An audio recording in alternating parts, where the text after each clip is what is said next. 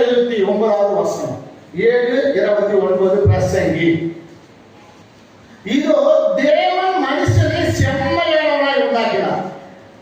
அவர்களோ அநேக உபாய தந்திரங்களை தேடிக் கொண்டார்கள், இதை மாத்திரம் கண்டேன் அப்படின்னு சொல்றார். யாரு? இந்த ராஜா தான் சொல்றார், சாலமன் தான் சொல்றார். மனுஷன் எப்படி உண்டாக்கினாரா? ஹலோ, மனுஷன் எப்படி உண்டாக்கினாரா? அவரை செம்மையாக தான் உண்டாக்கினார்.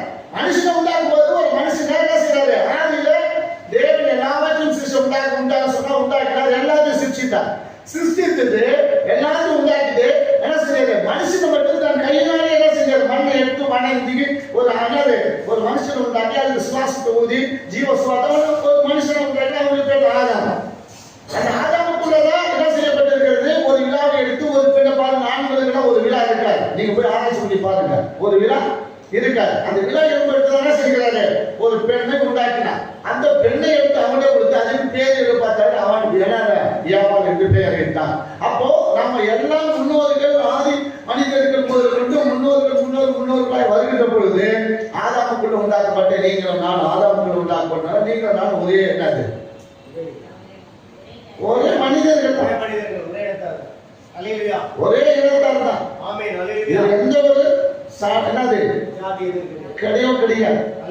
தேவ மனுஷனை கூட செம்மையா உண்டாக்கினார், அழகை உண்டாக்கினார், நேர்த்தியா உண்டாக்கினார். மனுஷன் என்ன செஞ்சுட்டா? ஒவ்வொரு என்ன செஞ்சுட்டா? இல்ல உபாய தந்திரங்கள் என்ன செஞ்சுட்டான்?